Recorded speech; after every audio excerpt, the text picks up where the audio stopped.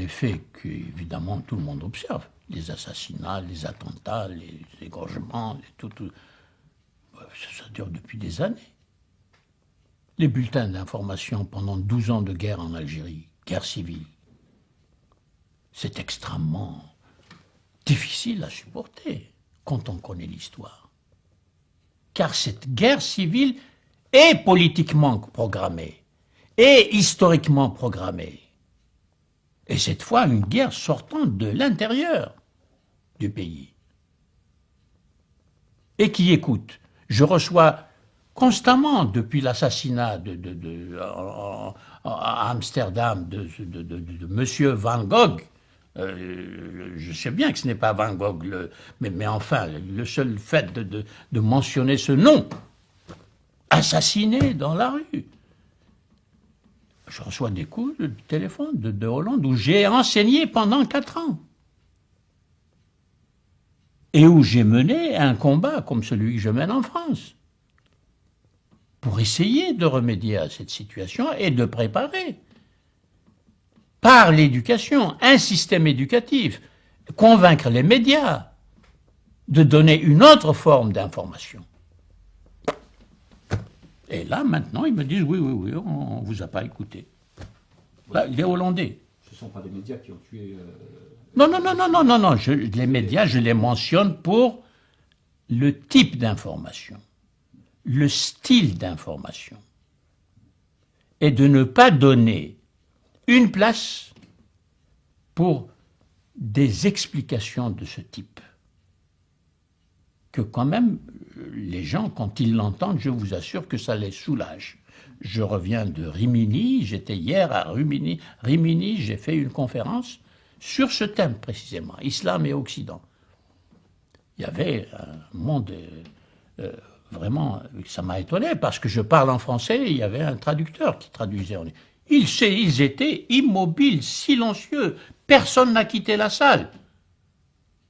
Malgré le caractère fastidieux de devoir parler et qu'ils ne comprennent pas et d'attendre la traduction. Mais ça, voilà un exemple. Personne.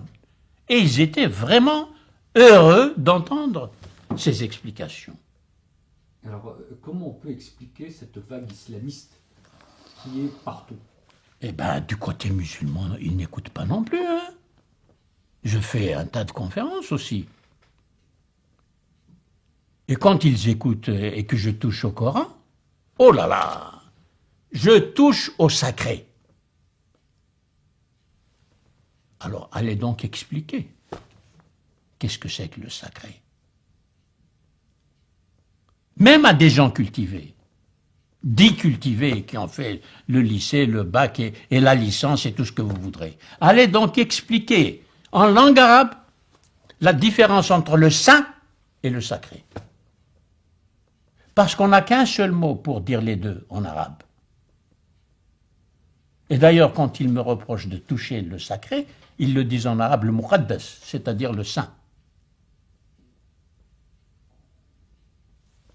Alors, difficulté linguistique. C'est un long chapitre qui a sa responsabilité, qui joue un rôle dans la communication dans les instances internationales.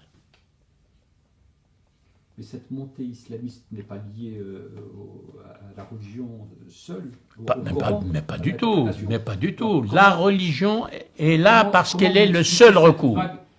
Lorsqu'on se promène, ce que vous faites dans les pays arabes, il y a une vague islamique, si ce n'est islamiste, qui est énorme. Oui. Comment on peut l'expliquer? On peut l'expliquer par le fait qu'il n'y a pas d'autres sources d'information au sens scientifique de ce qui se passe. Il n'y a pas d'études dans ces langues-là pour analyser les grandes forces en jeu qui produisent l'histoire de l'Égypte, de l'Irak, de toutes les sociétés.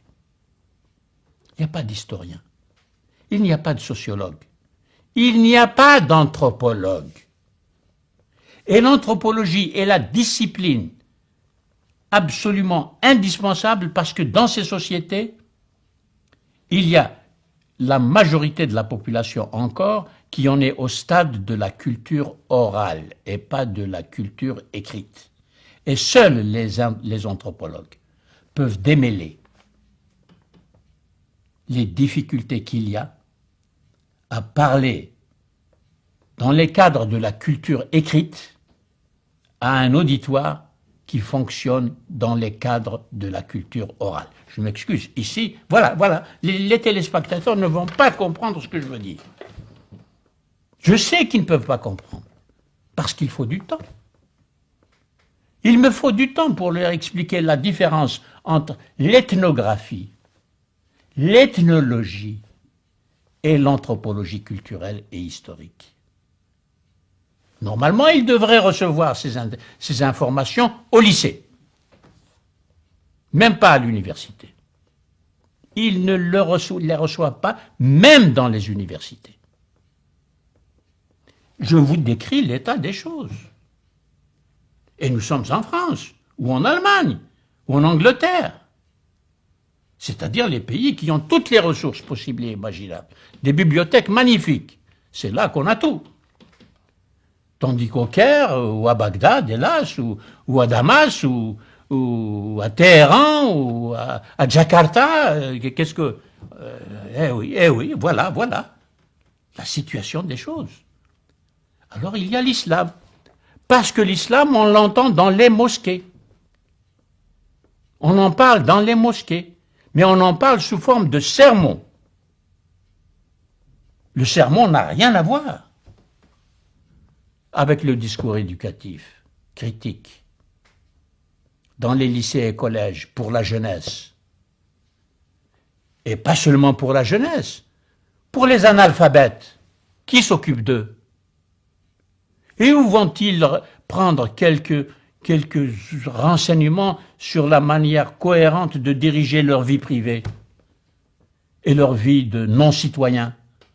Leur vie de non-citoyens. Puisque vous parlez de l'islam, des mosquées, est-ce que l'islam, qui est instrumentalisé aujourd'hui par les islamistes, n'a pas toujours été instrumentalisé par les politiques, par les gouvernants? L'islam a toujours été instrumentalisé. Jamais à ce degré. Et jamais avec cette intensité de l'endoctrinement purement idéologique.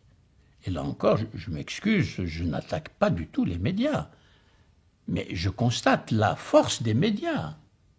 Car il y a des télévisions créées dans tout le monde arabe et ailleurs. Et nous savons comment fonctionnent ces télévisions.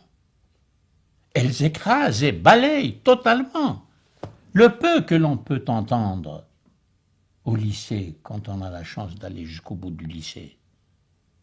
Et le peu que l'on peut apprendre à l'université, quand on a la chance d'atteindre l'université. Imaginez-vous cette force. Elle est sans précédent dans l'histoire. Dans les années 50, je me souviens, on disait que le transistor qui venait de faire son apparition a changé complètement les conditions de la guerre d'Algérie. On ne mesure pas ces facteurs. Que peut le petit professeur, le pauvre, sans moyens, au lycée pour une poignée d'élèves, contre les médias, Al Jazeera, Al Arabiya, Iqra, toutes ces chaînes qui fonctionnent. Ça aussi, c'est un facteur. Et non, l'islam, c'est tout ce qu'on connaît. Il n'y a rien derrière.